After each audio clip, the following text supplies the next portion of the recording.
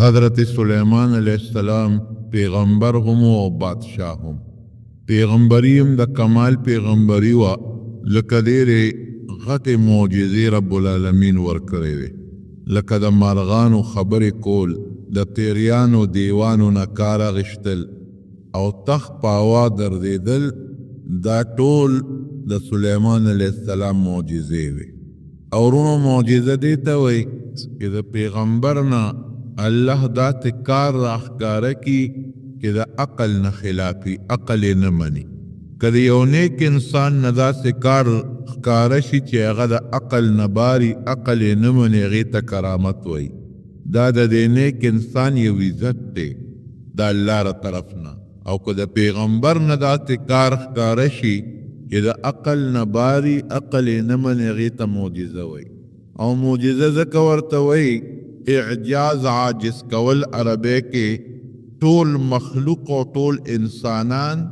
د دې د مثل نه، د دې په شان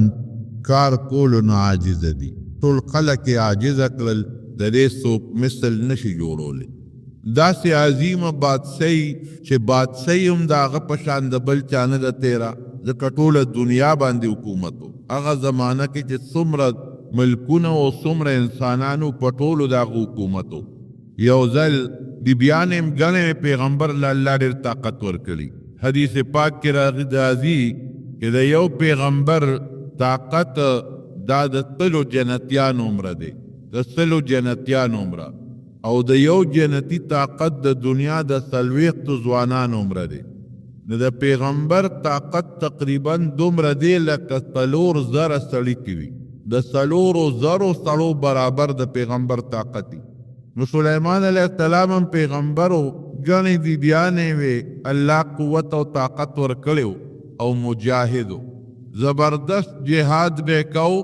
او د جهاد دپاره اسونه، اوښان، اتیان، هغه زمانه کې چې کوم لښکر و او ورسره و. پیریان او دیوان کې د چا تابع وي هغه ته بیا بل څه شی دی. ورسره ډېر سخیم و، مجاهد هم دی او سخیم دی. په کومه علاقه کې به ته د سره څومره لښکر به و، د هغې ټول لښکر د خوراک او د څښاک انتظام، دا خو هسې هم د حکومت په ذمه وي، خو ده به د میلمستې انتظام کو. عامه ډوډۍ دالونه به یې پرې نه خوړل، لکه د میلمستې انتظام. او په وطن او علاقه کې چې څومره خلک مسکینان او فقیران به د هغې دپاره د بیت المال نه مستقل راشن به تقسیمېده. دا څوک نشي ثابتولی چې د سلیمان علیه السلام په بادشاه کې یو سړی دی اوږي یا د ناري، یا د بربنډي یا د کورني، دې ته بادشاهي وایي. پیغمبري او بادشاهي دواړه د کمال. یو ځل یې ماسپوتن قسم وخوړه. انسان دې بیا هم کله کله خطا شي، وی زما دا 100 بیبیانې دي، دې ټولو ته به زه راتلل کومه او الله ذوالجلال به د یوې شپې نه زما د دې 100 ښځو نه 100 بچي پیدا کوي، 100 زامن، بچي هم نه 100 زامن. او چې دا 100 زامن زما پیدا کړي، دا ټول به د الله په لار کې مجاهدین. انشاءالله یې هیر شو. دی ونه وی چې انشاءالله زه به دا کار کوم او زه به د 100 بیبیانو له راځم، انشاءالله لپه دی ونه وی. نبی کریم صلی الله علیه وسلم فرمایي، د بخاری شریف حدیث ته، همغسې وکړه، په هغه شپه هغه 100 بیبیانو ته راغی، لیکن یوه بیبي هم د ده په ارمان باندې پوره نه شوه. صرف د یوې بیبي نه یو بچی پیدا شو، هغه هم نامکمل نیمګړی. دی په تخت شاهي باندې ناست و او هغه دایي ولره ګوټې غوندې نیمګړې په ټوکره کې بند د غوښې یو ګوټې راوړه. سید دا ستا د هغه یوې بیبي نه بچی پیدا شو، دا نامکمل. دا قرآن حکیم کې راځي که نه، ولقد فتنا څنګه د سلیمان والقینا علی کرسیه جسدا، مونږ ورته په کرسۍ د پاسه هغه وجود ورواچو، هغه دا شی دی. هغه دایي ولا هغه نامکمل بچی راوړی، دا یې د هغه یو بیبي نه پیدا شو، دا هم نیمګړی دی، مل تشه غوښه ده. بعضې خلک ورونو دلته کې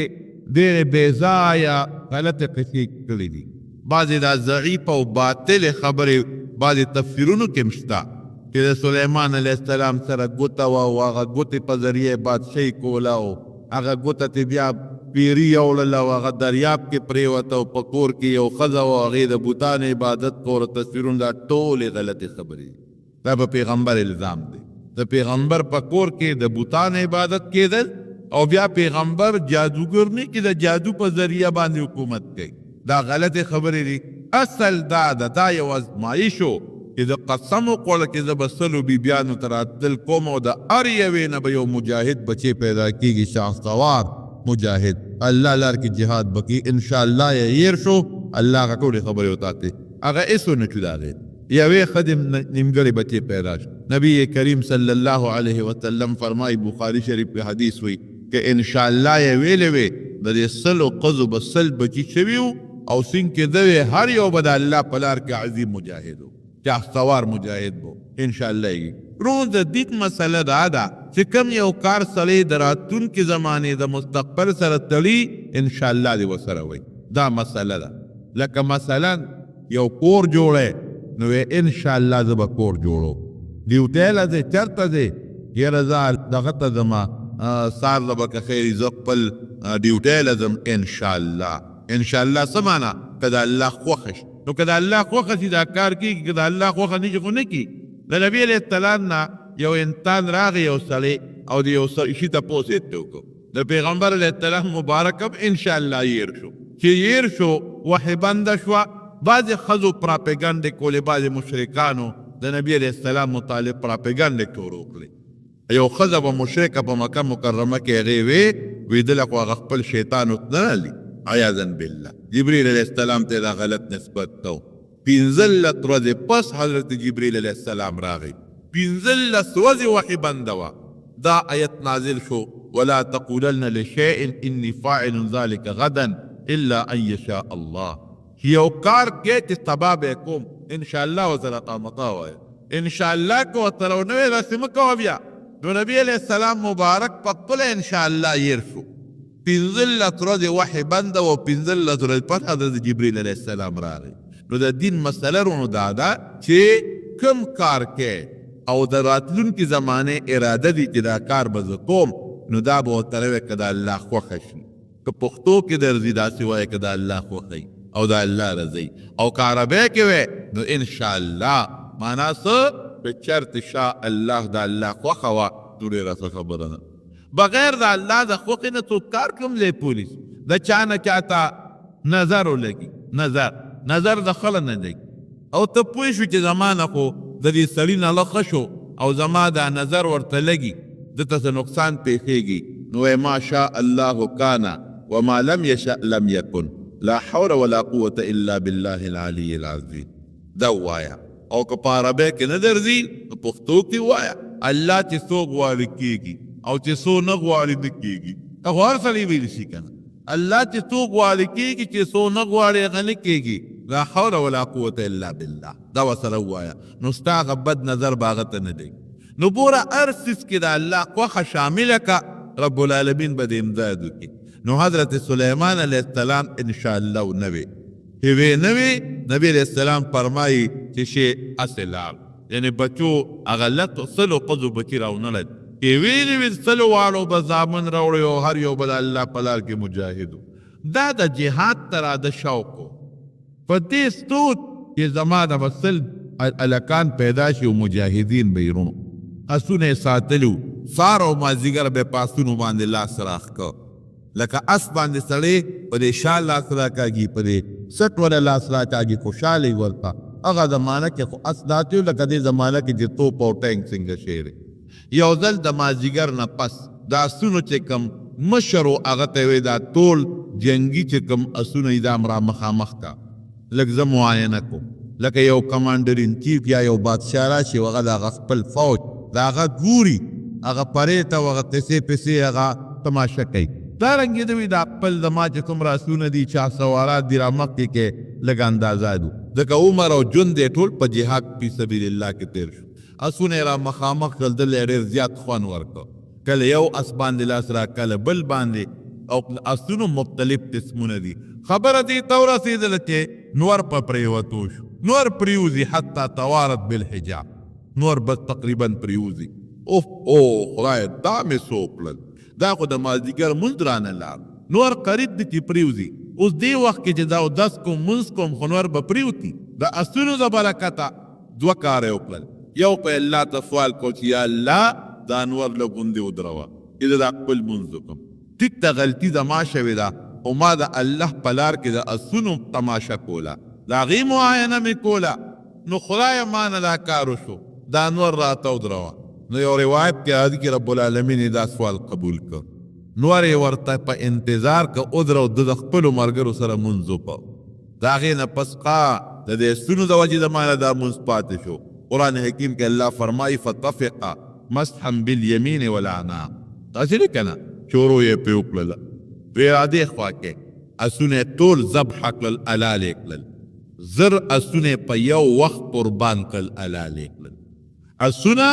اوس هم زمونږ په د امام ابو حنیفه رحمت الله علیه په مذهب کې خو دا مکروه تنزیهي د غوښه خوړل راجح قول دا دی، یو کې مکروه تحریمي راځي، یعنی بهتره ده چې تړی یې وخوري. او شافعي صاحب او مالک صاحب او د احمد ابن حنبل مذهب دا دی چې دا غوښه پاکه ده، حلاله ده، ابو یې خوري. او د هغې شریعت کې هم خوړل جایز و. زر اسونه یو وخت کې قربان کړل او ذبح یې کړل، حلال یې کړل. ولې د دې د وجې نه ما نه لمونځ پاتې شو. وبکې څوک داسې وکړه د دوکاندار د لاسه د دوکاندارۍ د وجې نه لمونځ پاتې کړي، دوی به د هغه لږ وخت هغه ګټه د الله په لار کې خیرات کړي، ول نه پیدا کړي. زمیندار نه د خپل ګور او د خپل زمیندارۍ د وجې د ماښام بیا د ماسپښین لمونځ لاړ کړي، دوی به داسې وکړي ورېږه یو ګېډی ګني خیراتي ورکوم ځکه په دې زما نه لمونځ لاړ، یو دلی لوګان خیراتي ورکوم ځکه زما نه پې لمونځ لاړ. داسې که چا وکړل بیا به ترې لمونځ نه ځي. نه اکثر لمونځ د هېڅ اهمیت نه ورکوو. خلک خپل کاروبار کوي، ماسخوتن چې فارغ کې وي دا لمونځ به ټول په یو ځای و. دا ډېره خطرناکه ګناه درونو.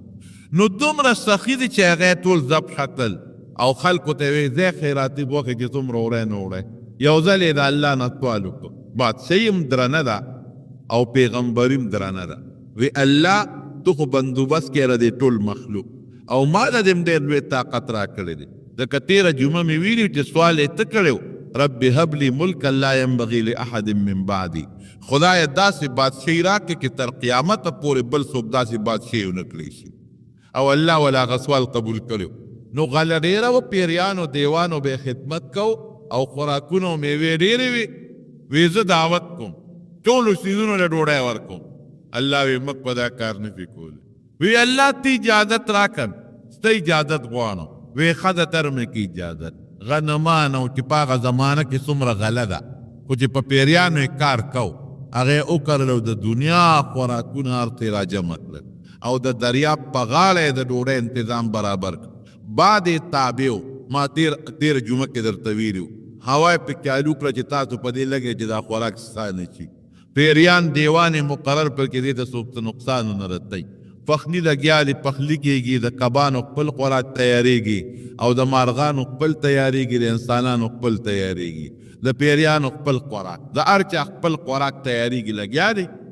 او ما تېره جمعه درته پوره تفصیل ویلی دی چې مارغانو په ژبو دی پوهېده او د په خبره هغوی پوهېدل. هغې سره به هم خبرې کولې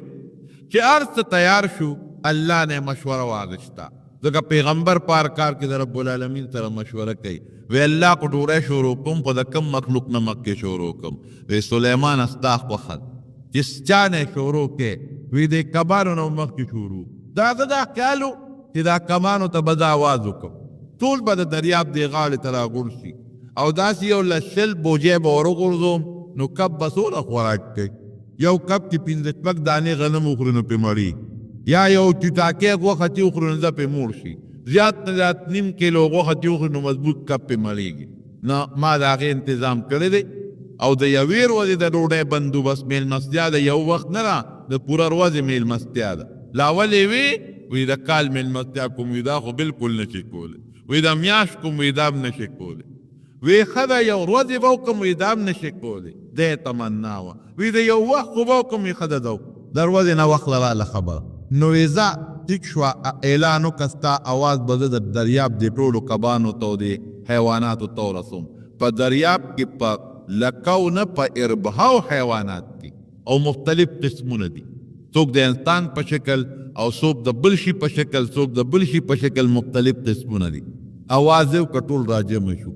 وی تاسو زما نن میلمانه خوراک به زه در کوم، زه به د دریاب دې غاړې ته در غورځوم او تاسو پې ټیل ټال نه کوئ، ټول به خورئ، د ټولو خوراک به رسي. دا نه چې څوک به پاتې کېږي. لکه اوس هم بعضې خلک اعلان کوي که نه هلکه خدای موخه ګڼه ده خو ګزاره کوی ټول به وخورئ خو څوک مخکې څوک وروستو.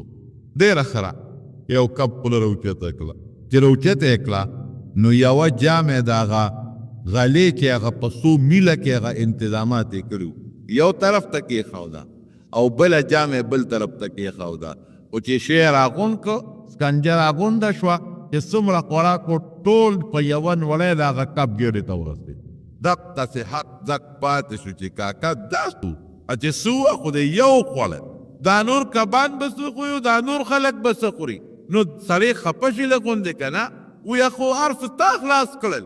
کپ ته وایي. اوس په خبرو د حیواناتو خو پوهېږي قرآن حکیم کې راځي تېره جمعه مې درته ویلو هر څه خو تا خلاص کړل تا دې نورو ته رسته پرېښودل هر څه دې وخوړل. کب ورته وي میلمه ته څوک داسې رب جقب کړي له کلاماتو کې دې دغو تا نن میلمه کړی یم بس دی پوه شو وی روزانه ما له الله دون ولی دومره راکوي لکه دا چې څونه مې ستا ده وخوړم دون ولی نو نن چې ستا میلمه شوم د الله نه دې زه پتېکه واخیستم نو یوه دې راکړه او یوه مې پاتې شوه اوږې به ګرځو اوږې به ګرځو. رونو داسې ده که نه ده رزق څوک ورکوي الله ذوالجلال ورکوي. قسم دی چې رزق مونږ خلک وایو که غلا مې ونه کړه د لوږې به مړ کړم که داکه مې ونه کړه د لوږې که رشوت مې وانه غي بچي به مې څه خوري او الله وما من دابة في الارض الا على الله رزقها. د دې ټولو د رزق او د روزۍ ذمهداري د رب العالمین. په دریاب کې څومره حیوانات د ټولو روزي نه پټي شته او نه کاروبار شته او نه څه ډیوټي شته او نه ځمکې شته او نه دوکاندارۍ شته او نه چېرته منډۍ شته او نه سبزي منډۍ او ټولو له الله رزق ورکوي. ته وایې خو دومره رزق به د کومې خوري لا خپل بچي به خوري لا بچي لویږي څنګه دا دومره کبان پکې د کوم ځای نه راځي. مضبوط مضبوط حیوانات په دا ځمکه کې دننه وګوره داسې حیوانات چې هغه د ځمکې سر کم نه روځي چینجي او داسې ځمکه کې دننه لویږي. چا له الله په لرګي کې رزق مقرر کړی دی چا له الله په کاڼي مقرر کړی دی چا له الله په اوبو کې چا له الله په وچه رزق مقرر کړی دی څوک په هوا دوځي خو روزي رسان الله دې ټولو له رب العالمین رزق ورکوي. بس الله زما توبه ده پاس ما ته پته ولګېده چې بغیر ستانه د مخلوق روزي او رزق بل څوک نشي پوره کول. یو ځل په لاره روان دی مکې مکرمې ته ځي ځکه ما بل جمعه درته ویلي چې بیت المقدس یې جوړ کړ ډېر مزېداره والا مکې مکرمې ته روان دی بیت الله ته په دې علاقه چکر لګی هوا تخت اوچت کړی دی راغې د مدینې منورې په علاقه هلته یې دمه وکړه او خپلو ملګرو ته نشاندهي وکړه چې دا یو پاکه ځمکه ده او نبی آخر الزمان به دلته هجرت ته راځي. بیت الله ته راغی د بیت الله طواف یې وکړو او بیا د یمن د ترحد سره یو ځای کې دمه شو. تا ورته به یاد وي ما تېره جمعه ویلي وو چې شپږ لکه خلک به ورسره یو ځای ګرځېدل داسې نو لکه زمونږ د خلکو جهاز کې 5,500 خلک کې راځي او کار به د دیوانو مارغانو نه اخیسته هدهد یې ساتلی و. هدهد مولا جرګک ته وایي د اوږد غوندې شی نی مولا جرګک دل الله یو صفت ورکړی مارغانو الله صفتونه ورکړي. یو خو ده به د چیټي رسان کار کوډاګي یو ځای نه بل ځای ته به یې خط ځېږه دله به یې ورکړه مخوکې کې به یې ونیوه به یې ورسو نشانه را د ډېره برابر. دویم د اوبو د معلومات کار به یې ته اخیسته چې ته وګوره اوبه کوم ځای دي کوم ځای نشته نو چې یو ځای ته به دې لاړه هغه به وایي چې دلته اوبه شته نږدې دي دلته لرې دي نو بیا به یې پیریانو دیوانو باندې هغه ځای که نه اوبه به یې ترې ایستې. الله حیواناتو له پوره طاقتونه ورکړي. اوس دا مولا جرګک دا کار دی اوبه معلوموي. حضرت ابن عباس رضی الله عنه یو سړي تپوس وکړ ابن عباس صحابي د نبي علیه السلام د تره زوی وی دا هدهد مولا جرګک کې دا کمال دی چې د اوبه معلوموي وي او وی څومره لاندې وي په میلونو لاندې معلوموي چې دلته دونه اوبه دي دلته دومره لاندې دي او دلته دومره اوچت دي دا پته ورته لګي وی ښه نو چې دې دونه معلومات پولی شي نو چې دا ماشومان ورته لټ کېږي او په لب کې ورته دانه کېښوله نو په میل کې لاندې اوبه معلوموي او په هغه لب کې هغه دانه نه او هغه دانې له لاندې دي نه چې دانې له لاندې لک دی که ټونګه پې واغنه هلک را باندې راوړي او نیسي مې خشته جواب ابن عباس صاحب وله ورکړ هغه ورته وایي اذا جاء القدر ذهب اللب وعمي البصر چې تقدیر کله راشي که نه نو عقل هم ختم شي سترګې مړندې شي. اذا جاء القدر ذهب اللب د انسان عقل لار شي ختم شي وعمي البصر سترګې لندې شي په لاره به روانې خلته فتره چې دا خلق دی ورېږه یو په بل خوا به وګورم که نه چې څه شته که نه لیکن دماغ یې کار نه کوي نه یې غول کې ګاډی وایي مړ شي په یو پوهېږي لاندې وغورځېږي د کوټې نه پرېوت سو په خوښه دا کار نه کوي دماغ کار کوي چې تفتیش راشي یو ځای کې دمه وکړه ملا جرګک به مخکې دیږي چې کوم ځای کې به دمه کولو وګورو اوبه شته که نشته هغه او راغی وی حضرت دلته کې ډېره زیاته اوبه ده او ډېره نږدې ده دلته دمه وکړي هغه ځای کې پړاو واچو خیمې ښکته شوې ملا جرګک لږ سوچ کړی دی چې د لا چې زه به هم یو چکر ولګو لکه چې دوی تر څو خیمې ښخوي او بیا دمه کوي او د اوبو ضرورت راځي ما خو ویلې نه چې اوبه شته زه به هغې پورې راغلی قرآن حکیم کې الله تعالی فرمایي دې لار کې ته داسې بره یو پرواز و دا د یمن د سرحد سره نږدې علاقه ده چې پرواز یې وکړي یو بل ملا جرګک به د هغې علاقې په مخه ورغی هغه سره یې خپلې خبرې اترې وکړې څه کې ته ده کمې وی زه خو د شام یم او سلیمان علیه السلام سره ګرځم هغه سره راغلی وی ته له کوم ځای وی زه د یمن د علاقې د سبا وی دلته دغه شته څه آبادي شته او دلته خو یو ډېره زبردست آبادي ده یو ښځه ده او د هغې نوم بلقیس دی او هغه د هغه خلقو مشره ده او د هغې لاندې د دنیا وزارتونه دي ډېر ناشنا تخت شاهي دی بلا فوج دی ملا جرګک وی راشه معلومات به حاصل کړم او سلیمان علیه السلام ته بایلو ورسره لاړ چې لاړه ټول ارسې په خپلو سترګو کتل دلته د سلیمان علیه السلام د مانځه وخت راغی چې مانځه اواز راغی وی هدهد ته شو هدهد نشته بس غصه شو چې دې نېکبخت مونږ ته اوبه ښولې وې چې مونږ اوبه لیستوي چې مونږ هم کړی او عذبنه عذابا شدیدا او لأذبحنه او لیأتیني بسلطان مبین یا به دې ما ته دلیل پیش کوي کې دلیل باندې به خبره کوي ګوره داسې خبرې کوي لکه عام انسانان چې وبل سره کوي دلیل ته انسان پیش کوي حیوان نشي پیش کولی لیکن د مارونو ما تېره جمعه تفصیل درته ویلی دی چې د حیواناتو سره د هغه دغسې تعلق و لکه خپل عام لښکر سره چې څه کوي نو هغې په خبرو پوهېدل خبرې جواب ورکول هغې سره خبرې اترې کول عام د لښکر د یو کاردار کار دی ته اخېستو او یا به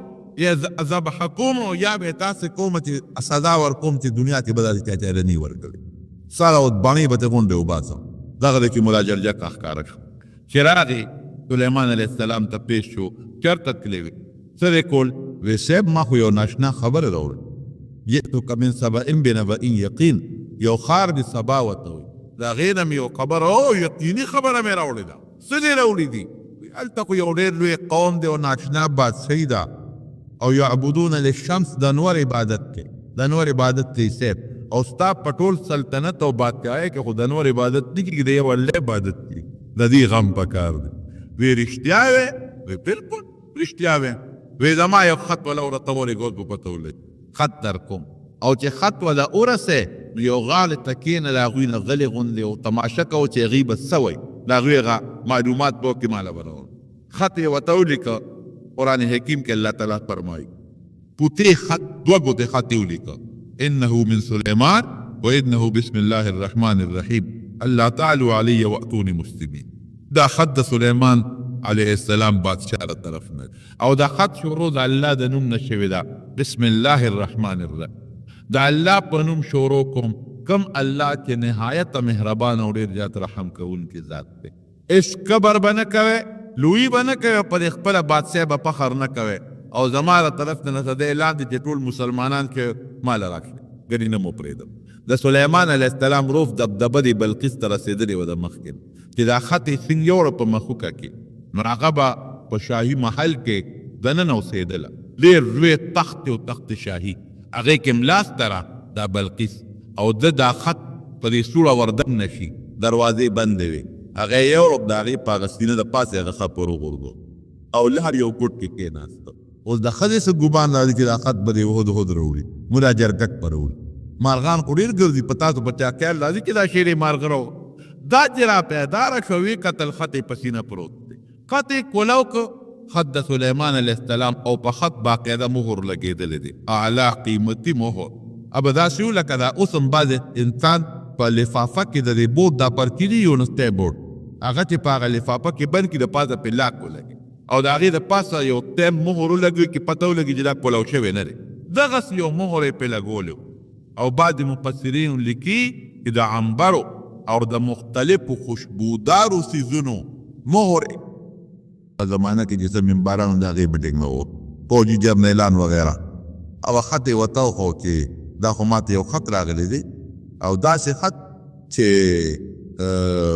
ډېر مزیدار کتاب کریم قرآن حکیم کې الله فرمایي ډېر د عزت خط دی او عزت ته معلومیږي او د سلیمان علیه السلام د طرف نه دی ځکه دی خو د هغه نوم اورېده او پکې دا الفاظ ذکر دي چې بسم الله الرحمن الرحیم د الله په نوم شروع کو چې څوک دو دې له دا معلومیږي یو سړی که اته خط دیږي نبی کریم صلی الله علیه وسلم هم چې خطونه لیکلي دي لاول یې خپل نوم لیکلی دی ښه د دې واقعه مې دې لپاره شروع کړې ده چې تاسو ته د یو پیغمبر قوت طاقت معلوم شي د الله امداد او دې کې چې کوم مسایل دي چې هغه معلوم کړي ګټه خبره ده نو خط چې لیکي لاول به خپل نوم لیکي دا عامه قاعده ده نبی علیه السلام چې کومو بادشاهانو ته خطونه لیکلي دي اول یې خپل نوم لیکلی دی من محمد صلی الله علیه وسلم للمحمد عبد الله ورسوله د محمد صلی الله علیه وسلم د طرف نه دا خط دی چې د الله بنده او د الله رسول دی الی هرقل عظیم الروم یو بادشاہ ته خط لیکلو د هغه نوم هرقل عظیم الروم چې دا د روم بادشاہ دی نو علما د دې نه معلوموي چې خط لیکي مخکې به خپل نوم لیکي او زمونږ د پښتنو یا زمونږ د اردو والو د خط طریقه څه ده لاول چې چاته خط لیکي د هغه نوم ولیکي وروسته خپل نوم لیکي دا غلطه طریقه ده ولې د مخکې خپل نوم ولیکه چې چاته ورځي چې هغه ته د مخکې نه پته ولګي چې دا د پلان کې خط دی د هر چا د دوستانو د ملګرو یو بل سره خپل روابط دي نو هغه بعضې وخت کې مونږ لم خط راشي اتاتو لم راشي نو چې خط نیمې ته ورسوي نو زر یې وګوري لاندې چې ورې د لیږلې چا دی ځکه دا انداز د بیان خو څه جدا غوندې معلومیږي دا خبره خو ډېره خشته ده یا ستغه ده یا د دمکې ده اوس لکه چا را لیږلی دا خط نو چې هغه سړی په کلو کې چې او بیا وروسته ګوري چې کومه کرښه کې نوم دی نو د مخکې نه ورته خپل نوم ولیکه نو یو د خط طریقه دا ده چې خپل نوم به باقاعده د خط په اول کې لیکي دویم چا سره چې د ملاقات وکړو نو خپل نوم به ورته اخلي پلان کې نبی علیه السلام مبارک یو صحابي دروازه وډبوله تپوس یې ته وکړي من څوک من هو هغه وی انا معنا زیما نو نبی علیه السلام وفرمایل انا زقو زیما انا څه ته وایي نوم اخله چې نوم دې څه دی نو طریقه دا ده چې څوک د چا ملاقات ته لاړ شي او دروازه وډبوي او هغه ته تپوس وکړي ډېرې فورا خپل نوم ورته وایي فلان کې چې د هغه په دماغو بوج را نه شي پته ورته ولګي چې د سړي سره د ملاقات ضرورت شته نشته دروازه کولو کوم یا نه کوم دا د مسلمانۍ طریقه ده یا دې زمانه کې څوک په موبایل چا سره خبرې کوي یا په ټلیفون خبرې کوي نو چې سنګ میلاو کې نو فورا خپل نوم ورته اخلي کې خبرې هغه ته پته ولګي چې نو بعضې وخت مونږ سره هم څوک خبرې کوي هلکه څوک اوس مې لکه نه پېژنې ښه خدای نو علم ابخوا اطلاع لري ما ته زه پته لګي دا ښځه بس لوی خلک شوی که نه اوس ته مونږ څه پېژنې ګوره بل سړی دې په کلاو کې واچو هغه دې په پریشانۍ کې واچو بې ځایه خبره دې اوږده کړه کېدي چې د هغه څه ضروري کاري نو د مسلمانۍ طریقه باندې چې مونږ عمل کوو د دنیا او د آخرت دواړه کارونو به راته اساني رو ما ته مخکې نو د ما یو شاګرد ټلیفون په باندې ته نه هغه چې ټلیفون یې وکړو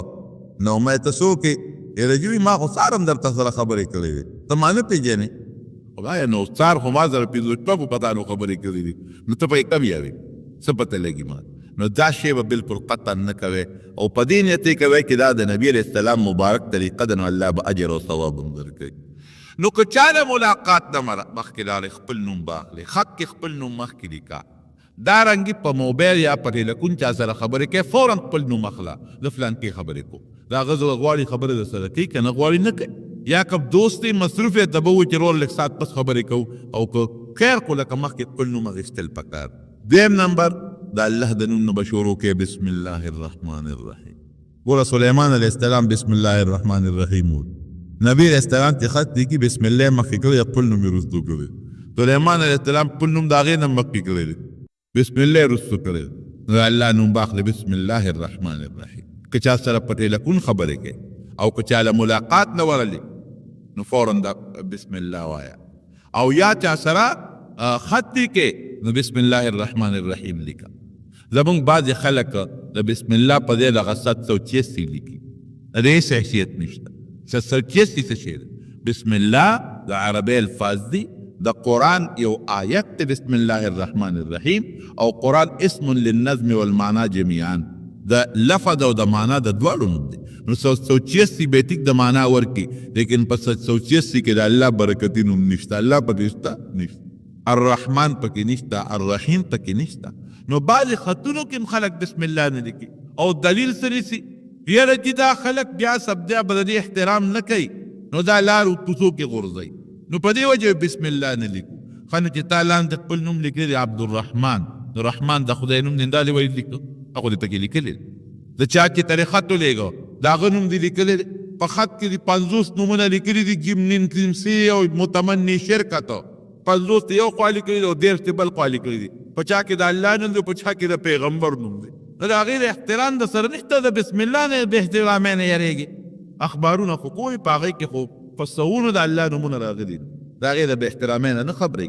د دکان سودا خو د اخبار په کاغذ کې خرڅه وې، دا د انګلیش اخبار دی او د انګلیش پاغه کې د الله نوم نشته. د الله د نوم په پوره احترام کې ته بسم الله الرحمن الرحیم اونیکا هغه سړی که د الله د نوم احترام نه کوي اپوی شو خدای پوی شه. ته خپله غاړه خلاصه که د واده خط دیږي، که د مړي خط دیږي، که عام خط دیږي، بسم الله الرحمن الرحیم ولیکه کنه. او هغه مسلمان دی چې تعالی خط دیږي هغه د الله د نوم احترام وکړي کنه. بشر حافي لوی بزرګ تیر شوی دی، بشر حافي په لاره باندې او زبردست دغه دی د شراب خور دی او بدعمله دی ناکار په خپله مخکې زمانه کې، او شراب خانې ته روان او شراب وله په لاره باندې یو خط ولیسمون ته باغې کې بسم الله الرحمن الرحیم ذکر دې یو کاغذ ټوکله وه چې هغې راواغېست د الله نوم دی پکې، نو زر فورا پورته لاړ، کاغذ یې صفا کړ. هر انسان په زړه کې یو جذبه او یو قدر راځي، او هغې بند کړ، خوشبویي پې پورې کړه، او پخوا خلکو پټکي به په سرول دا یو رواج و. اوس هم بعضې علاقو کې خلک پټکي د رواج د وجې نه په سروي، د هغه پټکي په هغه ول کې هغه د الله نوم به رومنډه یو احترام یې هلکې را د شرابخانې ته به ته پټکې به یې راواخېست میز پورې به یې ویزان کړ، وي د الله نوم به پکې دننه به لا، او چې واپس به راغی پټکې به راواخېست په سر د پاسه به یې کېښود. زمانه تېرېدله، دغه علاقه کې یو عالم رب العالمین یې په خوب کې ولید. الله ډېرو خلکو په خوب کې لیدلی دي، ښه رب العالمین یې په خوب کې ولید. احمد ابن حنبل رحمت الله علیه یو کم سل کرته الله په خوب کې ولید، وی په سلم کرت مکې ولید یو تپوس پتې کوم. نو چې په سلم کرته الله په خوب کې ولید، وی الله وی یو شی راته وښایه چې په کوم څیز به تا ته بنده در نږدې کړي. نو د قرآن یې ورته وښود چې قرآن باندې ما ته الله بنده ډېر را نږدې کړي. نو دغه عالم خوب کې رب العالمین ولید، الله په خوب کې ولید چې ویلي ده الله ورته وی ورشه او بشر ته بشر حافي ته زما سلام ووایه. زه چې را بیدار شو تپوس کوي یاره بشر حافي، هر سړی ورته وایي هغه بشر خو بل نشته، او دغه شرابي بدعمله د ناکار شته بل نشته. وایي اوس الله ته د الله سلام څنګه ورسو؟ یو نه بل نه تپوس کوي، خوشا ګاون کې په بله شپې بیا رب العالمین په خوب کې ولید، زما سلام دې ولې ونه رسو؟ الله ما له حیا راځي چې ستا سلام دغه سړي ته ورسوم. دا خو زه ګورم که بل نوم باندې بشري اخو شرابي دی هم دغه شرابي ته ورسوه. چې را بیدار شو چې تپوس یې کور نه معلومات یې وکړل بشر حافي، وی هغه تللی دی شرابخانې کلب ته تللی، شراب والا کلب شرابخانې. بس الله حکم و حساب نه شو نیغ راغی، دروازې و څوکیدار ته بشر شته؟ وی یو. وی څه کوي؟ وی شراب یې څکلي دی او نشه پروت دی. هله وی ما ورته یاد کړه یو پلانکې مچی راغلی تا سره کار دی. چې ورغې ویې لقو او شرابو په نشه کړو، ورته ویې د کلي هغه پلانکې مولانا صاحب راغلی دی تا سره څه خبرې کوي. بس هغه ویږي د اسرائیل علیه السلام د هغه په شکل کې راغی. ځکه ما سره د مولانا صاحب ته کار دی. ابا ما څه کوي؟ دا جوړ اسرائیل علیه السلام د ملا شکل کې راغلی دی او جوړ چپه کوي مې بېغمه کوي مې. بس هغه د یارې نه ته هغه صاحب هغه نشې هغه اثار حکم جو په منډه راغی. څنګه راغی دا مولانا صاحب ورته رغاړه وه، ورته وی یو خبره درته کوم، استاد په ذات ته الله قسم یې رښتیا بناته دی. وی وایې څه خبره کوې؟ زر وایه څه چل دی؟ ورته وی یاره زه په ستا صورت شه ما بېګا 2 شپې وشي چې رب العالمین په خوب کې لیدل او په تا سلام چې دی ولیدل، دا خبره یې واورېده په جلا شو، خپل پټکې را په سر کې ویده چې ښه زه څه پوم او الله ماته راته کوي. الله به ډېر مهربانه ذات، سبقت رحمتي غضبي. د سل موقع د الله د قهر راشي یو موقع د رحم راشي هغه یو کم سل غضبونو ته نه ګوره یو رحم ته ګوره حدیث پاک کې راځي چې د الله سل رحمت یو رحمت دنیا ته رالیږلی دی او دا په دې خلکو کې تقسیم کړی وایي چې دا پلار او دا مور په بچي رحم دی او تر دې حده پورې نبي علیه السلام فرمایي چې دا اس دا خپه په بچي کیږي او بچي چغه کی او دا اس د خپه اوچت کې رحم یې پرې راشي یا لکه مثلا چرګه ده هغې بچو له ته ګوت یو څه څونه ټونګې در باندې لګوي دا رحم یا د سپي بچو له ته ګوت یو څه چپونه در باندې لګوي وایي دا ټول د الله هغه یو رحمت ته چې تقسیم کړی دی په دې خلکو کې دا هغه یو رحمت په وجه باندې دا حیوانات او انسانان په خپلو بچو په یو بل رحم کوي او یو کم سل رحمتونه الله ځان ته ساتلی دي یرحم الله بها عباده یوم القیامت د قیامت په ورځ به دا یو کم سل رحمتونه استعمالي او په خپلو بندګانو به رحم کوي واقعي چې د الله دغه رحم را نشي زمونږ بلا ګناهونه دي قسم مونږ څه نه کوو نو خبره مې دې پورې کوله چې هغه هم لکې سوچ کوو چې دا زه څه کوم د الله ما سره څه کوي وی دا اول خو مولانا صاحب نن نه پس زما توبه بس الله په ما سلام وی نن نه پس زه به نه شراب کوم نه به ګناه کوم او ته وی ته خپلې خبرې پرېږده ما کوې کا چې تا باندې الله دا سلام څنګه ویلی دی وی نو خو اسم نشته دغه یو مسلماني مې شته باقي کې زما عمره څومره بدعملي ده دا په مخ د ځمکه په چا کې نشته اوس هم در شرابو په دې نشه کې در سره روان خو یو نیکي مې کړې ده یا څه شی دی پاک کاغذ پرچې وله د سر نه راوویسته ویې د الله دقه نوم مې په ځمکه مونتې و روچت کړی مې د هغې احترام نه کړی د دې یو رکوټې نو او د زبیدې قصه مې درته نه ده کړ د زبیده به الله د قیامت په ورځ باندې تپوس ترې کوي څه دې کړي دي وی الله ما خو بلا خیراتونه او نهر مې راوستلي مکې مکرمې ته وی دا خو ما طاقت در کړی که ما نه وی در کړی طاقت او ما د بادشاه ښځه نه وی جوړه کړې تا څه کولی شو وی زه په یو ټکي دې بخم وی نولی دې روچته کړې وه خولې ته دې وړه او الله اکبر وویلی شو زما نوم به اخیستی شو نو تا تر سرتورو نولی دې واپس په پلیټ کې کېښوده چې د الله د نوم احترام کوم نو سر دې پټ کړ بیا دې نولی اوچته کړه د ما د نوم په دغه احترام دې بخم وایي اوس موږ څه وایو الله د نوم احترام سره یې ته وایي د الله لپاره ما ته څه مه وایه د الله په نوم یې نه پرېږدئ قسم درته یو سړي وخوري په هغې اعتبار نه کوي د الله نوم کاغذ د انګریزي اخبار انګریزي اخبار کې د الله نومونه نیست هغې کې سودا خرڅوي د هغې نه بوتۍ جوړوي اخبارونه موږ دقسې غورځوو دا خو اسانه خبره ده غون راغون که پوټې تیلې ورته ورته که یو غاړه کې ورته دو راوړه دریاب کې وغورځوو زمارونو د الله د نوم د پیغمبر د نوم د جومات د قرآن د کڅوړې د جومات د دغه کورونو د دې به ټول احترام کوو دا زموږ مسلماني ده او دا زموږ شعائر الله ده ومن يعظم شعائر الله فإنها من تقوى القلوب نو خبره مې دې پورې کوله چې بسم الله د خط په اول کې خامخا به لیکي دا پکې لازم بسم الله الرحمن الرحیم او بیا رکوټ لنډه خبره الله تعالی علی واتونی مسلمین کبر به نه کوئ دعوت د اسلام در کوم مسلمانان شو زما تابع شي هغې چې خط وکت بلقیس هغه خپل چې څومره جرنیلان او وزیران او خادمان او خلک ورسره دي ورته وی تاسو سره مشوره کوم څوک هغې ورته وی نحن اولو قوة وبأس شدید موږ خو ډېر لوی طاقت دی زمونږ او فانظري ماذا تأمرین باقي ستا مشوره ده خو پام کوه چې لاندې خبره وکړه کې زمونږ ډېر لوی طاقت دی ډېر لوی لښکر دی او موږ ډېر مضبوط یو موږ څوک نشي والی که په موږ څوک هم حمله کوي موږ یې طاقت لرلی شو ځکه ما درته ووایي چې د هغې ډېر انتهایي مضبوطه علاقه وه سبا تاریخ لیکي دا د یمن اوس هم د یمن په علاقه کې راشته او د یمن په علاقه کې قرآن حکیم د دې صفت کړی دی د سبا دا دومره عظیم الشان علاقه وه د قرآن کې الله تعالی فرمایي وی د دې یو بند جوړ کړی یو بند یې جوړ کړی بند او هغه بند زه حیران یم اوس ساینسدانانو ته ګورو هغه زمانه کې وګورو تاسو زاړه آثار قدیمه وګورئ هرات پسې 3.5 میله بند و توربېلې څومره دی 3.5 میله بند د توربېلې ټول به یو میل بني د یو غر نه بل غره پورې 3.5 میله اوږد 150 ګز 1.5 گز اوچت او 50 ګزه پلن دا یو بند ډیم چې څه ته ویلي دي 3.5 میله اوږد او 150 ګز 1.5 ګزه اوچت اسمان طرف ته او 50 فوټه پلن زما په خیال توربېلې والا به 50 فوټه پلن نی 150 ګز به دا اوچت هم ني او 3.5 میله به دا اوږد هم ني دې نه زیات دی او دې کې بیا کړکۍ جوړې کړې وې کړکۍ په هغې باندې به اوبه پرېښودې مختلفو علاقو ته اوس د بند کې کړکۍ جوړولو هغې انتظام نه دي که نه کړکۍ خو داسې دي چې څوک دې ورشي او کړکۍ دې کولو کېدو نه د اوبو طاقت چې زور پرېشر ورپوري نو هغه کولول هم اسانه خبره خو نه ده معلومیږي دا چې په دې دنیا باندې یو دور د ټیکنالوژي او د ساینس تېر شوی دا بند په اسانه خو نه جوړي دا یو بند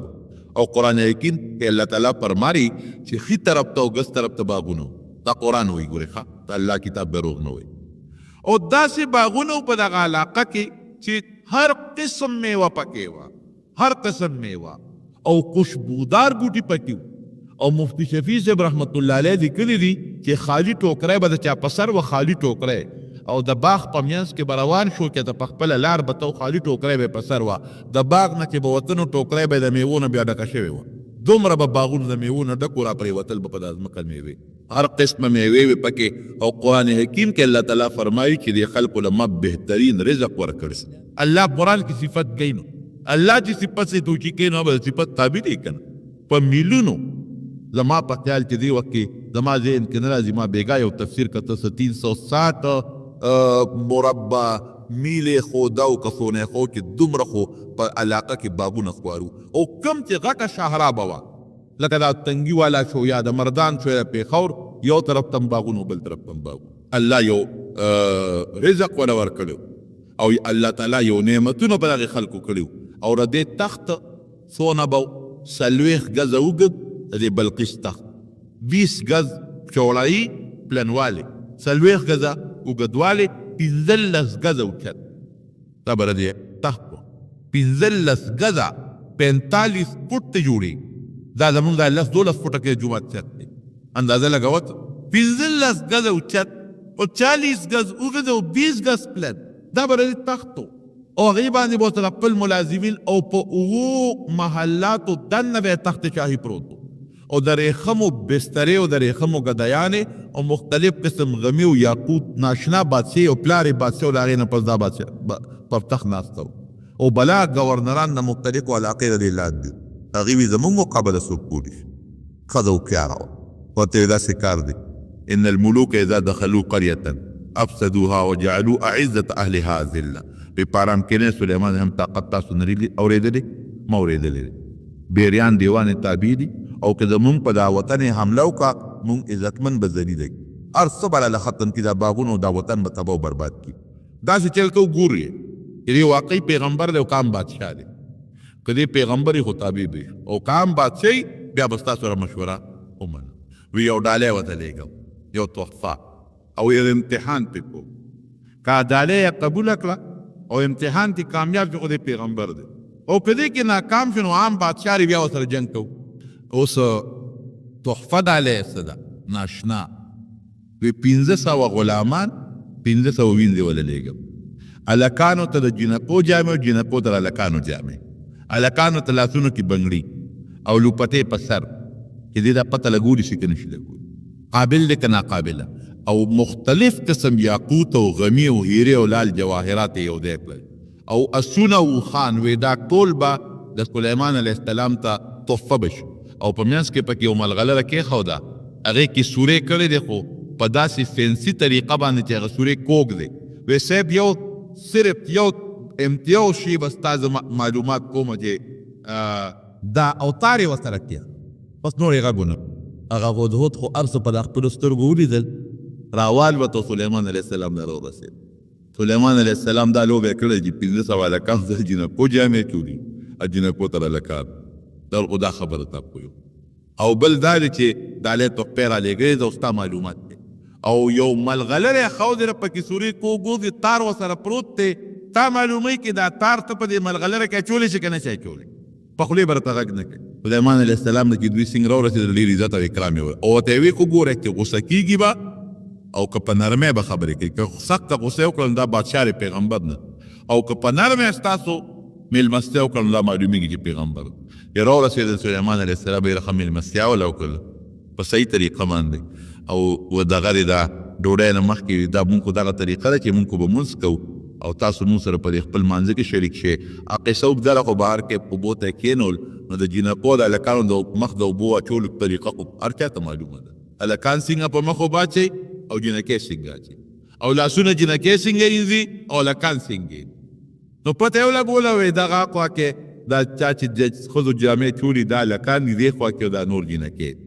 او چې هغه پلی دی ورته کېښودو یېرې، نو تاریخ لیکي تفسیر خازن لیکلی دي، نو اوس برې کې به تار څنګه اچوي، کوک سوري کې نرې تار اچول او ورته دام نه وي چې پکې واچوه.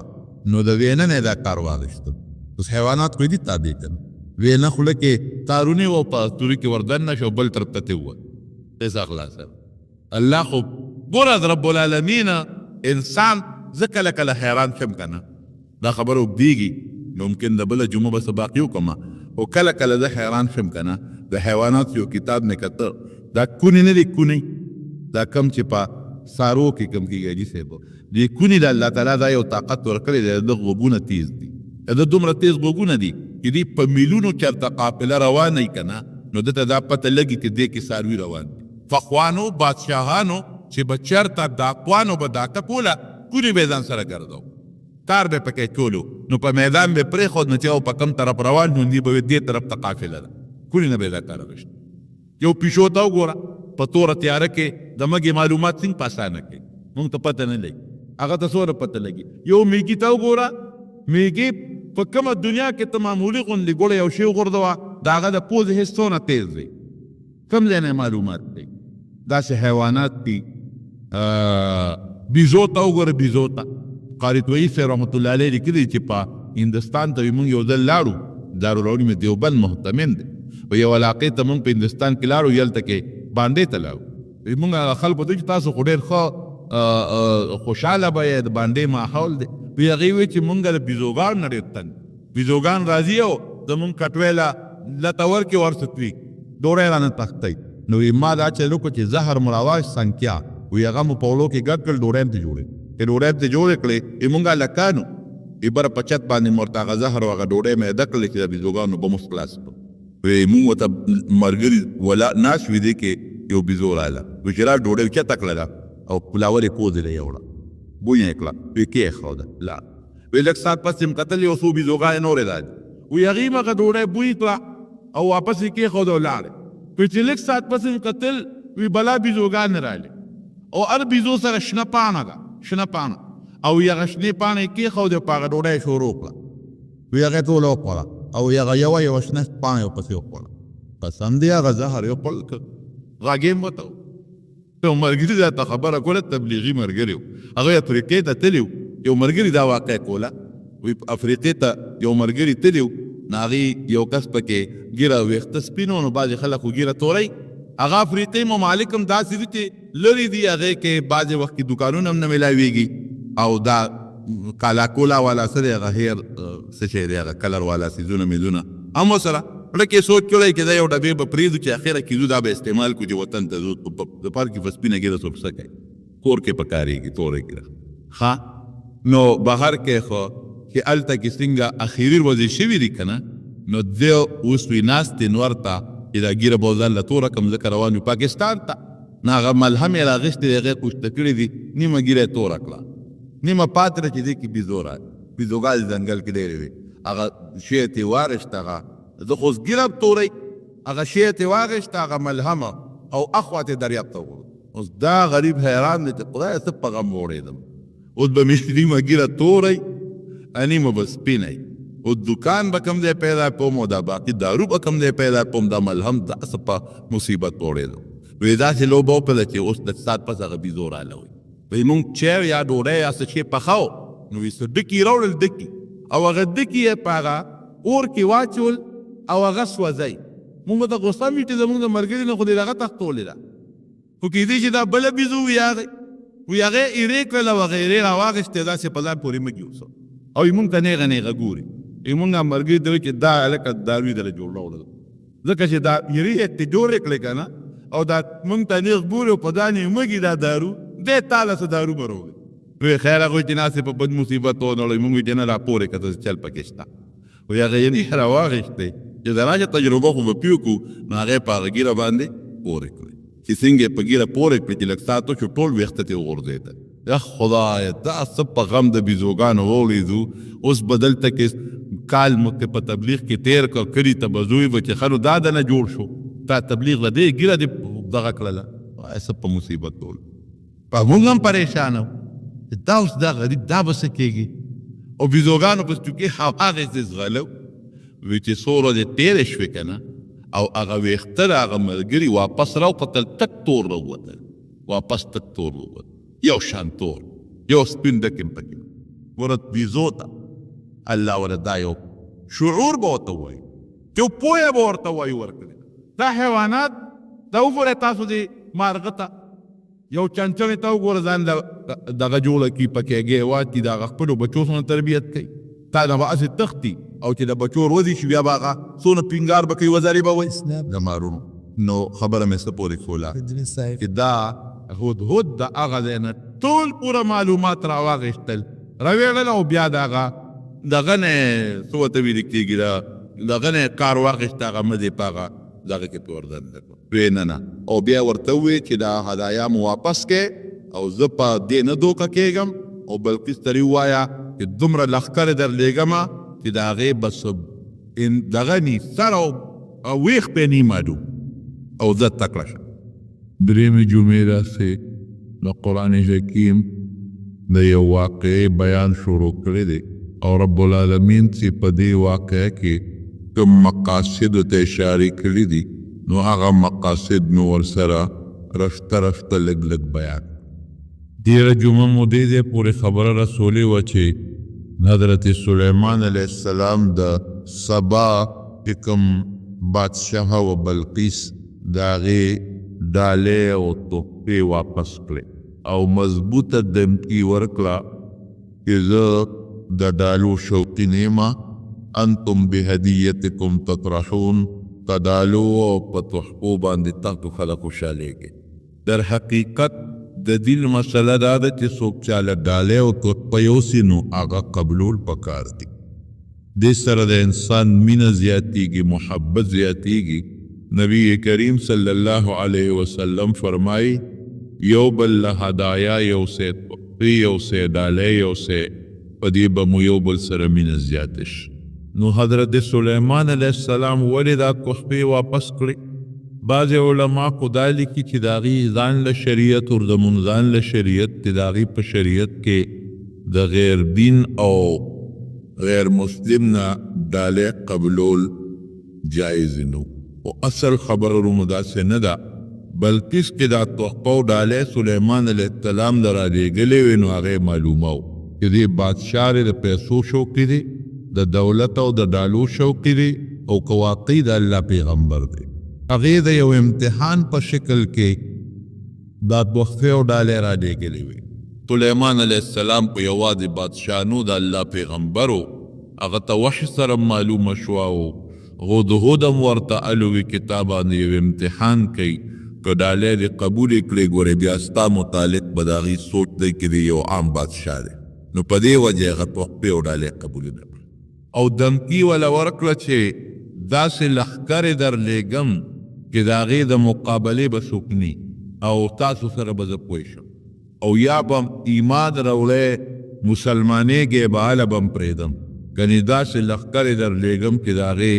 مقابله تاسو نه شئ کولی او واقعي چې د چا انسانانو باندې دوی حکومت او پیریان هم د هغه تابع وي او هم تابع او مارغان هم تابع وي د چا پلار ګوزر جنګ او د ټولو لویه خبره خو د الله امداد ځکه دا ټول هر څه قوت د الله تابع کړي د الله امداد د الله امداد کې چې سره وي او هغه په طاقت کې لږ وي کم من فئة قلیلة غلبت فئة کثیرة بإذن الله د الله په حکم او د الله په طاقت وړه ډله په لویه ډله غلبه حاصلولی شي ډالۍ چې کله واپس بلقیس ته ورسېدلې او د سلیمان علیه السلام دمکي م ورته ورسېدله نو فورا هغې بیا خپل میټینګ راوغوښته او خپل وزیران او چې کوم فوجي مشرانو ټول یې راغونډ کړل او بیا هغه خپله سر دوباره کړه خبره چې یاره دا سړی عام بادشاه نه دی او دا د الله پیغمبر معلومي د عام بادشاه کو پیریان تادي نی زه خو پیریان هم تادي نی د عام بادشاه کو مارغان تادي نی د خو مارغان هم تادي دا هم بادشاه کو هوا تابع دي د کو هوا هم تابع ده نو ګورې چیر چال ورسره نرې پکار و ورتلل پکار دي مونږ به ورشو چې دې راځي او په مونږ حمله کوي او مونږ رسوا کوي د هغې نه ښه دا ده چې مونږ مخکې ورشو او بیا ګورو په خپله به ووینو که خبره همداسې وه نو ښه ده که نه مسلمانان به شو د دین به قبول کو بادشاهي به پاتې شي په خپل حال او که بالفرض دې رښتونې وي او مونږ بیا هم د دعوت قبول نه کړه د پیغمبر یې مونږ بیا هم د مرسته ونه کړه مونږ په ایمان راونله نو اخرت هم تباه شو دنیا هم غرقه شوه بادشاهي به هم لاړه شي ګوره هوښیار بنده و هغه چې کوم ایلچي و فورا یې ولېږه چې ته لاړ شه او سلیمان علیه السلام ته ووایه چې مونږ لا تا سره جنګ نه کوو مونږ درځو هلته به سره خبرې کوو مونږ ستا ملاقات ته در روان یو ملکې بلقیس چې کوم بادشاه ده زمونږ هغه سره د خپلو وزیرانو د خپلو مشیرانو د خپلو کاردارو تا ملاقات له درځو سره مخامخ په مخامخ به خبرې وو حضرت سلیمان علیه السلام پوه شو چې دا را روانه ده انشاءالله چې دې کې به الله خیر راوباسي او دا به الله تعالی مسلمانوي نبی کریم صلی الله علیه وسلم هم دا عادت مبارک و چې په یو قوم به حمله کوله نو مخکې به یې ورته دعوت ورکړه ایمان راوړی که نه راوړی که دعوت به قبول کو مسلمانان به شو خبره به خلاصه شوه او که دعوت به قبول نه که بیا به یې ورته وی چې ښه نو بیا هم در سره جنګ نه کوو زمونږ حکومت ومنئ زمونږ مشري ومنئ زمونږ ټیکسونه ومنئ جزیه ومنئ غږ درته نه کوو او که دا به هم ونه منله نو د هغې نه پس به یې ورته بیا وی چې ښه نو بس را میدان ته شئ چې سره یو بل سره جنګ وکړو دا زمونږ د مسلمانۍ طریقه ده او هغه سلیمان علیه السلام هم په دې پوه شو نبی علیه السلام مبارک یو ځل جهاد له صحابه لیږل چې کوم صحابي مشر کړو هغه ته وایي وی سرزش جنګ مه کوه لاول دعوت ورکړه که ستا دعوت یې قبول کړه ډېره ښه ده وی که یو قسم الله ستا په لاس مسلمان کړي دا تا له ډېرو غټو او قیمتي مالونو نه بهتره خبره ده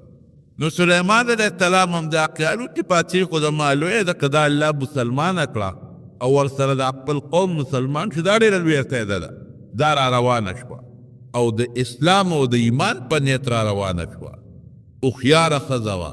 سلیمان علیه السلام دلته خپلو ملګرو سره میټینګ وکړه مشوره وکړه چې د دې خو یو عزت پکار دی یو میلمه چې د بار نه راځي پکار دی چې د قربانه خلک د هغه عزت وکړي استقبال بلول او د مسلمانۍ طریقه هم ګورې داسې ده نبي علیه السلام به د کافر هم خیال ساته چې کوم کافر به رسول الله صلی الله علیه وسلم له ملاقات ته رالل د هغې به ډېر عزت او ډېر قدر به یې ونه کړو مخامخ په مخامخ استغ پورې چاته نه وې عایشه صدیقه فرمایي یو کافر را روانو وی نبی علیه السلام مې ډېر بد و چې دا لوی خراب او خطرناک سړی دی او چې مخامخ کېناسته د نبي علیه السلام مبارک ورسره ډېرې نرمې خبرې کول وکړې مې چې سید دا په هغه خراب سړی او تاسو ورسره ډېرې سختې ډېرې نرمې خبرې مخ په مخ شروع کړې عایشې الله نرمي کوي نرمې خبرې مخامخ کوه خو اخلاقو باندې چې کم کار کېږي دا په سخته نه کېږي په نرم خوی په خو اخلاقو د نبی کریم صلی الله علیه وسلم مرګري چې څومره کافر په هغه زمانه کې مرګري شو مسلمانان کو نو زیات تر د نبی علیه السلام د ښه خوی د نرمو خبرو د ښو اخلاقو برکت نو یې موږ ولې یو مضبوط استقبال کو یو دا دې یو عظیم محل جوړو چې دا زمون دا قوت او طاقت وویني او دا پوه شي چې ګورې د سره یوازې د بادشاه طاقت نه د سره د پیغمبرۍ طاقت نه یو ناشنا محل یې جوړ کړه مزېدار ځکه د یمن نه شام ته مزل هم ډېر دی او بیا جناب په هغې کې شیشه ولګوله داسې شیشه ولګوله لاندې اوبه د پاسه شیشه ده او دې زمانه کې خلک کوي ساینس ترقي وکړه زه چې دا حالات ګورم سلیمان علیه السلام د زمانې زه دا څه ترقي ده ترقي هغه زمانه کې وه دا چې شیشه ولګوله لاندې مکمل اوبه دي او د پاسه ورباندې شیشه لګېدلې ده نو شیشه چې سراسري و پکې ګوره ځکه د طالبانو ته ویم په دې شیشه کې جوړ نو جوړ پکې نو که جوړ راشي په یو شیشه کې او دوه شیشې دې یو ځای کړې د هغې پته لګي چې دا شیشه ده که نه لګي جوړ نه پته لګي اوبه پکې راوځي جوړ کرې کېږي ماتېږي هم او چې شیشه داسې وي چې جوړ پکې نه کوله وي او ته پکې ورننوځې نو بیا پته نه لګي. بیا بنده ته دا ښکارېږي چې یاره دا خو شیشې نه ده، دا د اوبه لګېدلې. او چې انسان ته ګرځي او لښکر پې د پاسه ګرځي او 50,000 کسان پې د پاسه ګرځي، اندازه ونه کړو چې شی به څنګه یو. دا به وړه شته نه. امریکې وی او برطانیې وی لاندې په سمندر کې د شیشې پول جوړ کړی دی او پکې روډ روان دی. امریکا به هم جوړوي او برطانیه به هم جوړوي. او هغه داسې دي لکه د سلیمان علیه السلام کې ځکه ملکې بلقیس سره خو په زرګو لښکر را روان دي، پرې به ورته پاته تېرېږي. او دارنګې د سلیمان علیه السلام خپل په زرګو لښکر استقبال کوي. او یوازې لښکر نه دي، اسونه دي ورسره او نور سازو سامان دی ورسره. نو دا شیشه به سندي شه به وه، دا څه وړه شیشه به نه وه او نه به څه نری شیشه وه. لاندې اوبه د پاسه ورباندې شیشه لګېدلې ده. مخکې به خلکو له انکار کو، یاره دا به څنګه و دا به څنګه وي. اوس چې دا ساینسي څیزونه خلکو ولیدل انکار دې څوک نه کړي کو. ما د یو سړي تپوس کوه، وی یاره دا هوا باندې تق به څنګه لوېدېده. مې ستا د مشر کاکا د بش پیو د کلینټن ته باور څنګه کړي. خو دا چونکې د اسبابو لاندې دي د موږ معجزه نه شو ویلی. هغې له ظاهري اسباب نو، هغه د الله په طاقت چلېدل، هغې ته معجزه ویلي کېږي. یو دویمه مشوره شو. درېیمه مشوره یې دا وکړله چې دا را روانه چې دا تخت یې راوړل پکار دي. دې خو ګوره پیغمبر معجزه ده، وحی ورته کېږي، کشف ورته کېږي، په دې پوهېده چې دا به مسلمانېږي او مسلمان را روانه ده. تخت وله راوړل پکار. خو یاره چې څومره زر ځکه دلته چې عبادي تیاره کړه، بلډینګ تیار کړو، په دې هم خامخا وخت ولګي. د دې را روانېدل هم شوي دي، دا هم په لاره کې نږدې ده. یو کس په کار ده چې زر دا تخت راورسوي. او ما تېره جمعه درته ویلي چې تخت به د هغې مفتي شفیع صاحب رحمت الله علیه لیکلي دي په 7 کوټو 7 محلاتو دننه پروت و. او که تخت 40 ګزه و که 40 ګزه پلن 15 ګزه اوچت. او هغه داسې راکوټ تخت نه دی لکه زمونږ کورسی او میز کې دی، په هغې ریخم او په هغې باندې قالینونه او په هغې د هغې کورسی او د هغې پوره نظام پې پروت دی. دا بس زر څوکه ورسوي. درې خبرې. قال عفریت من الجن انا آتیک به قبل ان تقوم من مقامک. صاحب زر او راسون درله، خو دومره ټیم به لګي چې ته څونه ساعت کې د پاسې دومره ټیم کې را رپو. لکه سړی چې کیني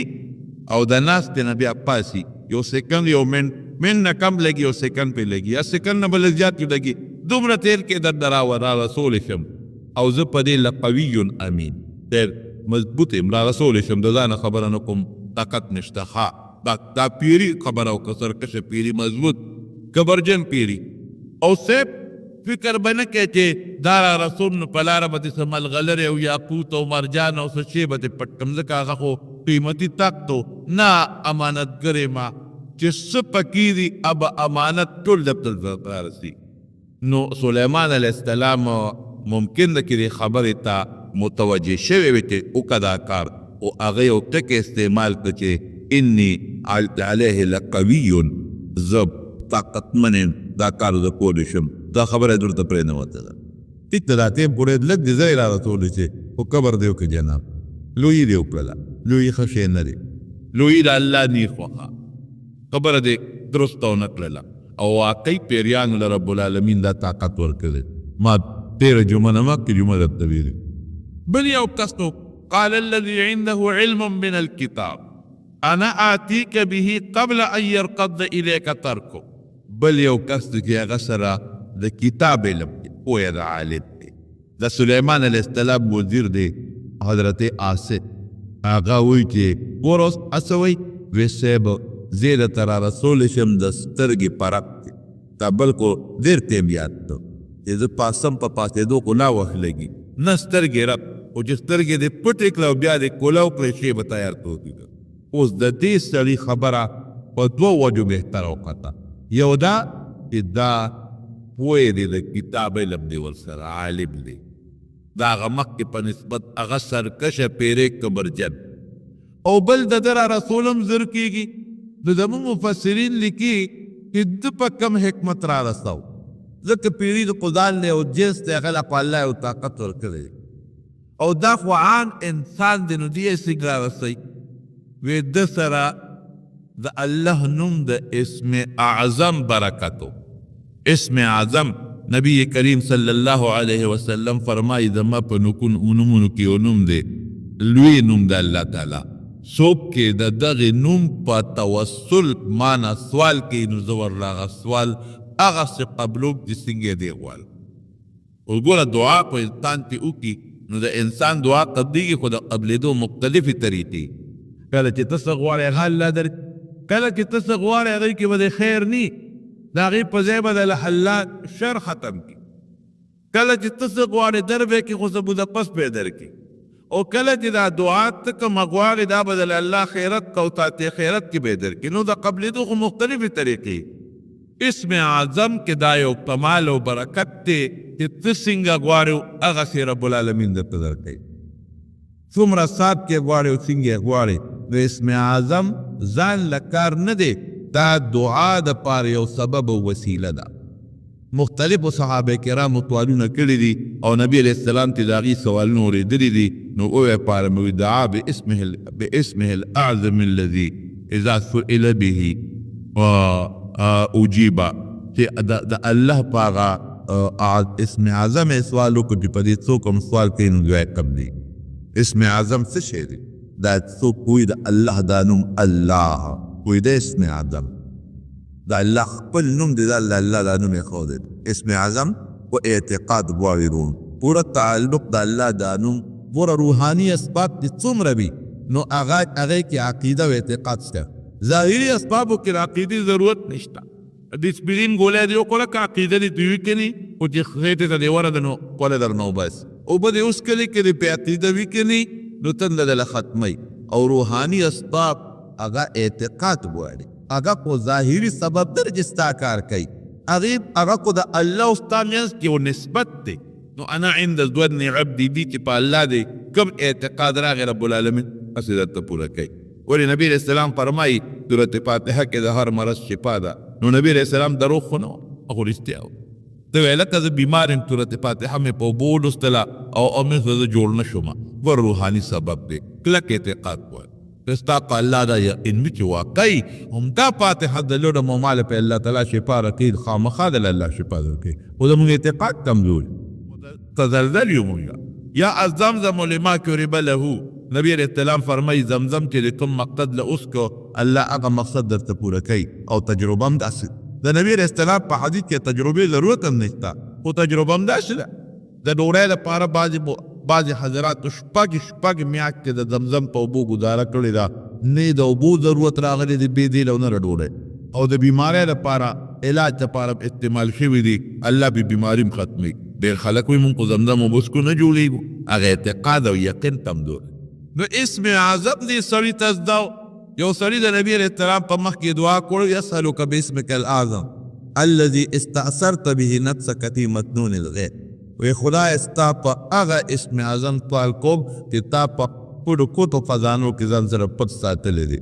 هغه لپې دعا قبوله کړه. بوله یاد ورسنو چې کوم دی الله تا ته معلوم دی که بل سړی سوال کوي اسألك اللهم بأنك أنت الله لا اله الا انت الحنان المنان ذو الجلال والاکرام. نبی علیہ السلام او فرمایل وی د الله په اسم اعظم سوال وکړو ان دعا به قبول شي. بهر کې په زمارونو دغه سړي سره عاصد سره اسم اعظم د اسم اعظم په برکت به د هغې استحضار وکړو، د الله نه به پې سوال وکړو. او سوال یوازې په ژبه نه، سوال په زړه کې وي. زړه کې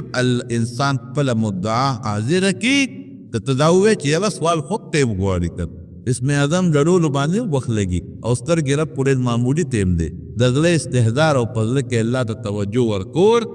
بیا د الله تعالی دعا قبلولو باندې ټیمونه نه دی. د حضرت ابو هریره رضی الله عنه قصه مې درته نه وکړه.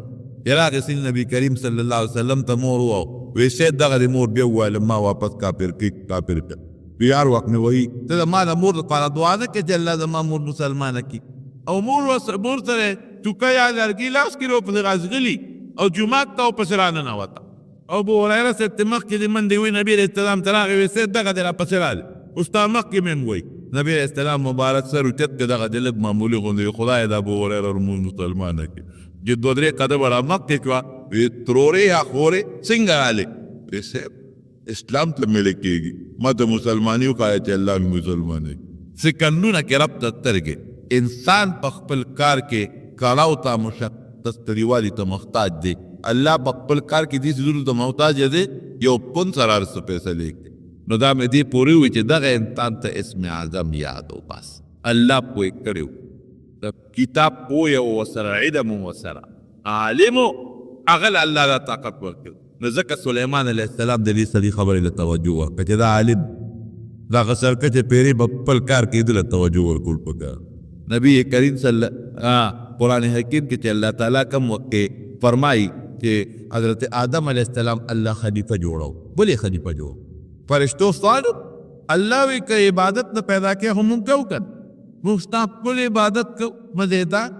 او چې دغه دې دنه مخکې څوک پیدا کړي دي پیریان دې پیدا کړل څومره فساد په مقدس مکه کو الله امتحان ته کړ. دا ورته نه و چې ودرېږه یو میاشت تاسو عبادت وکړئ او په آدم علیه السلام هم زه عبادت کوم ګورو سره چې کم یو به زیات کل عبادت کوي. نه دا علم امتحان دی او دا علم په امتحان کې حضرت آدم علیه السلام کامیاب کړي نو خلیفه دی. زما روح اصل تیز ګورې علم دی پوهه ده. الله دې مونږ ته د دین پوهه نصیب کړي. که د دنیا پوهه هم کم قوم سره نه دا قوم تباه دی. نن د دنیا پوهه امریکې سره او لندن سره ده ټول مسلمانان ورته محتاج دي. علم نه بغیر کار کوم دی کی د دنیا پوهه مونږ له پکار او اصل پوهه د دنیا نه ده اصل پوهه د دین ده. د دین پوهه چې کا سړی د الله په نزد ترمذی شریف کې زمونږ احادیث را روان دي پرون داسې تیری. نبی کریم صلی الله علیه وسلم فرمایي چې د عالم د فضیلت متعلق وی په یو عام عبادت گزار سړی کې ډېر زیات عبادت کوي عابد. او بل حدیث کې راځي مشکات کې تیریږي چې د نبی علیه السلام نه تپوس وشو چې یو سړی عالم دی او بل تک عبادت گزار دی او ډېر دا هغه عالم ترې فرض منځونه او عبادت دی نفل نه کوي او دا چې کوم عبادت گزار دی داسې عبادت کوي چې شپه ورځ عبادت کوي. د ورځې روژې او د شپې منځونه دي کوم یو پکې غوره دی؟ نبی کریم صلی الله علیه وسلم وفرمایل وی زه په یو ادنا مسلمان غوره یم دا منې که نه من؟ وی او شاید دا خو بالکل منو. وی دا مو منې چې د عالم په د عابد دقسې غوره عالم له الله ډېره لوی درجه ورکړې. حدیث پاک ترمذي شریف کې پرون زمونږ تیر کړو چې علماو ته مخلوق د خدای د حیوانات هم دعاګانې کوي تر دې حده پورې چې په سوړو کې میږي او په دریاب کې کباد د علماو دپاره دعاګانې یا الله علما په مقدس مکه جمع دي. ولې که علما دي نو څه موده پس څه موده خو به خلک الله الله یادوي نفلونه به هم کوي عبادت به کوي خو بیا به څه موده پس د خلکو د ذهن نه د الله نوم ختم. دا خو تا ته عادت کوي الله شته موجود دی یو دی د صفتونو مالک دی د قدرت مالک دی الله نوم د مخ د ځمکې نه ختم شو قیامت به راشي نه به کبانې او نه به میږي. هغوی ته پته ده چې دا زمونږ دا ژوند د عالم سره تړلی دی. که عالم پې مونږ به جمدي یو قیامت نه راځي. که عالم ختم کو قیامت به راشي دا الله نوم به ختم. نو بهر کې ورته وایي چې ما سره زه د الله رب د سترګه کې را رسولی شم. سلیمان علیه السلام ورته یو ابتدا کار و ډېره خبره ورسوه او چې حضرت سلیمان علیه السلام سترګې پټې کړې او ویې غلورې تق ورته مخامخ پروت و. د پیړي ته رونه رسېده د چا په طاقت راوسېدلو د الله په طاقت الله راورسو او چې تخت یې وکتل حیران شو دا خو ناشنا تخت دی او فوراً یې د الله شکریا ادا کړه. کبر غرور یې ونه کړه. او زمونږ بادشاهان خو چې یو کار وکړي کبر غرور کوي هغه کبر غرور نه کړو زما داسې بادشاهي ده. وګوره یو ساعت کې مې د تقوا راوړته وی نه دا زما باندې د الله امتحان دی چې د الله شکریا ادا کوم او که د الله شکریا نه ادا کوم. هر یو کار چې رونو کې او داسې کار چې ستا پکې فایده وي نو په هغې کې د الله تعالی شکریا ادا کول پکار. درې واړه کار وشو. محل هم تیار شو بهترین اعلی شیشې والا تخت هم راورسېد د استقبال تیاري مو شوه. سلیمان علیه السلام یې ورېږې د ښځې خو زمونږ ځای په د امتحانونه واخېستل مونږ هم د دې امتحان نه دو چې دا هم څه پوهه ښځه ده او کاسې بېوقوف غوندې وینکرو لها عرشها دا تخت ولې لږ بدل لا بدل څه پرځای مخکې څه وروستو او چې دا کوم شکل یې دا ولې لږ غوندې کړ ته ترې کموی مه کړو دا ولې لږ ګډوډ کړې چې دا راشي چې دا خپل تخت پېژنې که نه پېژنې. صاحب زبردست استقبال یې ورته حضرت سلیمان علیہ السلام دا راورسېد چې راله څنګه او هغه چې کم محل ته خامخا غټ ګیټونه لګېدلي په هغې راله نوځي او هغه کوئی لار د شیشې جوړې کړې ده چې دا څنګه راتلله نو میلمه ته وکله کوي چې زه ته مخکې شه که دی مخکې کړه چې دا به مخکې شي اوس که موږ مخکې کېږو خو دا کویږي ور مخکې شه چې دی وکتل چې اوبه دي خیال یې دا وکړه چې بعضې علاقو کې خلک د خوند لپاره اوبه په ساتي که نه چې خلک تېرېږي نو دی فورا وکشفت عن ساقیها دا پنسي اوچته کړه چې دا جو په اوبو زه ورپورې وتم لږې اوبه غوندې دي خو چې خپې کېښوده او دا خو اوبه نه دي دا خو ته شیشه غوندې لګېدلې ده اوبه ترې لاندې لومبې کې دا شی وکړ پوره بادشاهي په عمقلتوب نه کېږي بادشاه هوښیار انسان پوه شو چې او دا خو ناشنار ما پوهېږي زما تک دی زما بندې ده یمن او دا خو څه ناشنا غوندې بادشاهي ده دې شیشې ته وګوره لاندې اوبو ته وګوره چې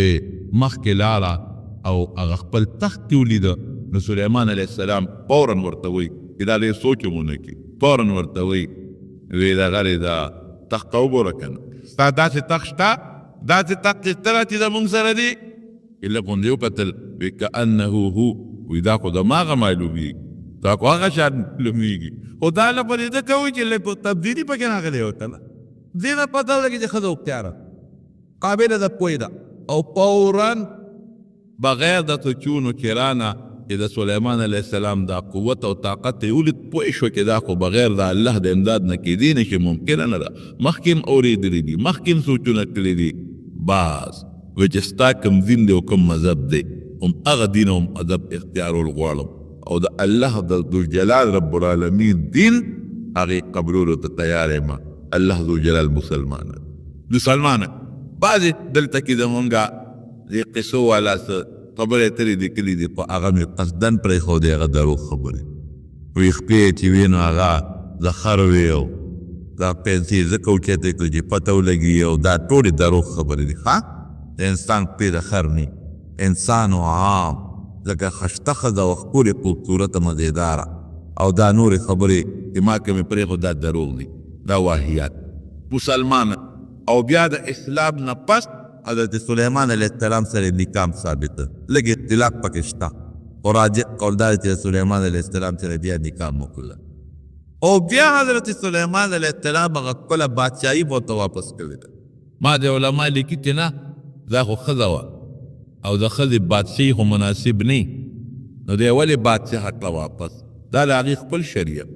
زموږ خپل شریعت دی د هغې خپل شریعت هوښیاره ښځه وه پوهې وه قابله وه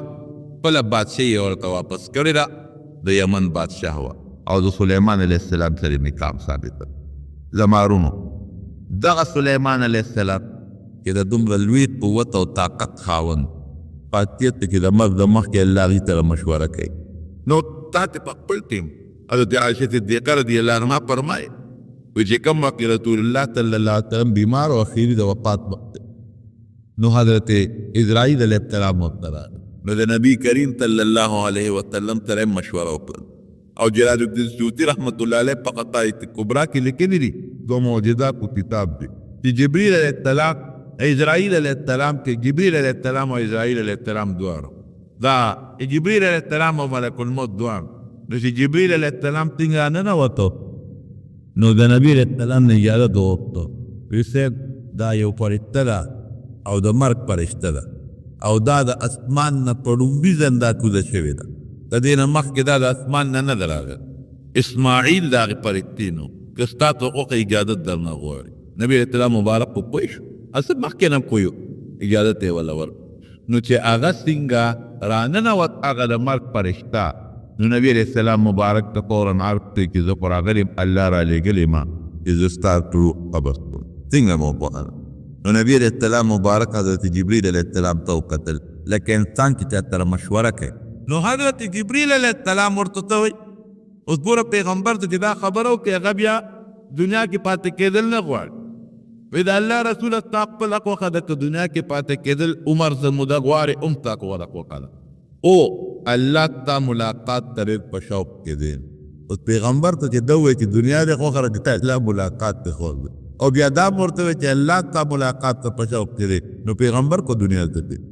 زمارونو نیټه هم اقی چې په کومه نیټه خدا د پیغمبر یو عدت دي. نو عایشه صدیقه فرمایي چې د نبی علیه السلام مبارک روح کله مبارک پوتې دی نو دا الفاظ یې وویل چې اللهم الرفیق الاعلی چې خدای دا لویه ملګرتیا غواړم. وی زه پوهېږم چې دا حقه حدیث دی چې کله نبی علیه السلام په دنیا کې و او فرمایل به چې پیغمبر الله د وفات په وخت کې مشوره کوي. وی مشوره ورته وشوه اذن لا یختارنا موږ نه غوره کوي او الله غوره کوي. نو سلیمان علیه السلام سره مخکې رب العالمین دقه مشوره وکړه زه خو دې ځان ته رابلم اسلام اکسول ملاقات شوق ادریس صاحب بهلاتا لیکن دا بیت المقدس تیارېدل غواړي. نبته تیاره کړو د پیریانو چې دا کوم مشر دی هغه یې ورکړه. هغوی به خپل کار کوي په دا ممبر کښېن په ممبر باندې ناست دی ځان ته یې کونټۍ د ځینې تاړمه کړله الله دې ته وویل یا شپږ میاشتې یا یو کال دقه دې کونټۍ باندې زنه پرته ده او پیریان راځي او تماچه کوي په داسې څو کې نه بوري او یو بل ته وایي چې ګورې هغه دی خپل عبادت ته ناست دی اعتکاف ته ناست دی چله کې ناست دی چا به دلادل کار کوي. دلته جومات کوره کې بیت المقدس دلته کې وینو لاندې نه کونټۍ ویښو په چې سینګ پرېوته بعد پیریانو بیا بوټې مروړل شروع کړو او دا مونږ شو دا شپږ میاشتې یا دا یو کال مفتو کې را باندې کار وکړي طریق مخکې نه وفات کړي. دا خطره مې د تېره جمعه ډېره چې کوم مساعد و هغه مې ته بیان کړي مخکنی جمعه وفات سلیمان علیه السلام بیت المقدس غوندې دین جومات جوړ. بیت المقدس لومبې چا جوړ کړی؟